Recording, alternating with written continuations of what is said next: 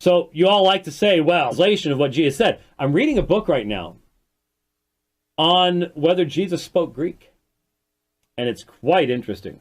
Strong criticism of the Aramaic hypothesis. Not done with it yet, but there's a lot to look at.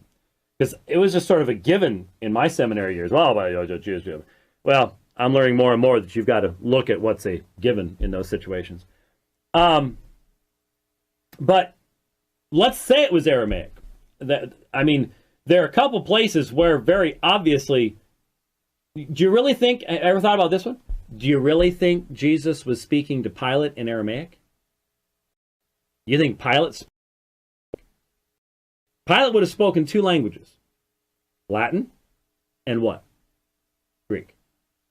So, given how massive the evidence has become of the predominance of Koine Greek in the homeland of Jesus at the time of Jesus' life, do you really think he didn't know it? What do you think he was doing talking to Pilate? How about the, remember the woman, the Gentile woman who followed after Jesus? You know, even the dogs eat the crumbs at the table. Remember her? You think he was, what language do you think he was talking to her in?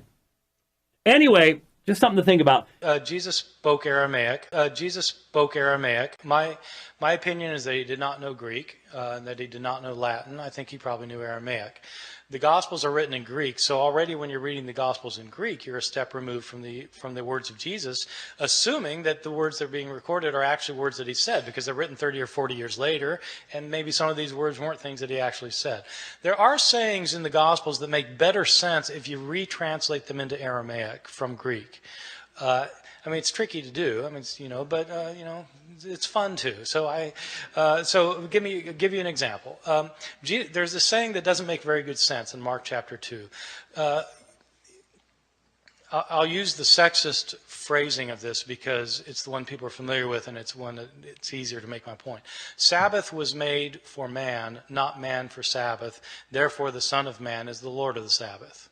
Okay, sounds like familiar, but it doesn't make any sense.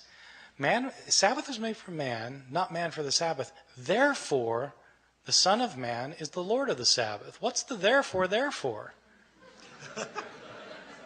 Because it doesn't work. Well, but if you say it in Aramaic, the word for man, meaning human being, and the word for Son of Man is the same word, Barnashah.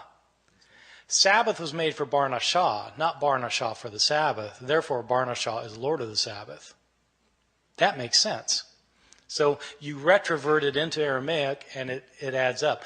And there are other sayings, just as a side, so you need to do that, actually, if you're doing the historical Jesus study. The other side of that is, there are some things that cannot be retroverted back into Aramaic, which means Jesus probably didn't say them.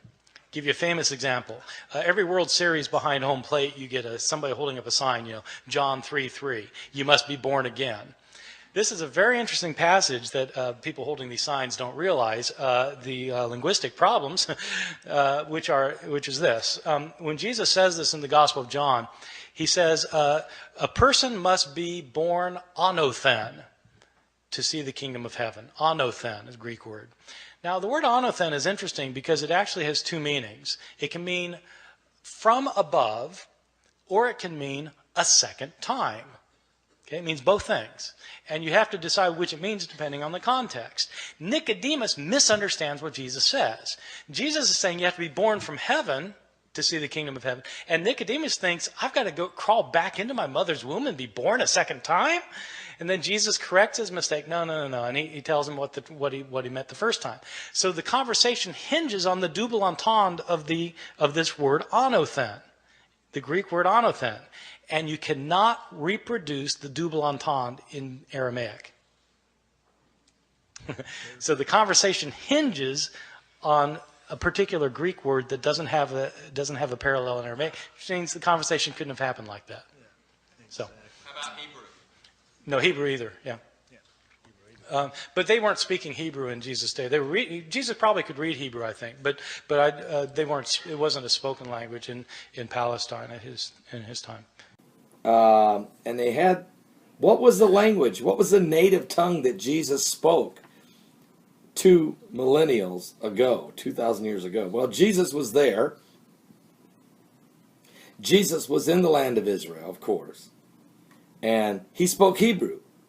Netanyahu told Pope Francis at a public meeting in Jerusalem yesterday on May 26, 2014, which the Israeli leader cited a strong connection between Judaism and Christianity. The Pope spoke up and said, Aramaic. He spoke Aramaic, but he knew Hebrew. Netanyahu shot back. So quickly, it was quite obvious Jesus did speak Aramaic. The Pope is correct.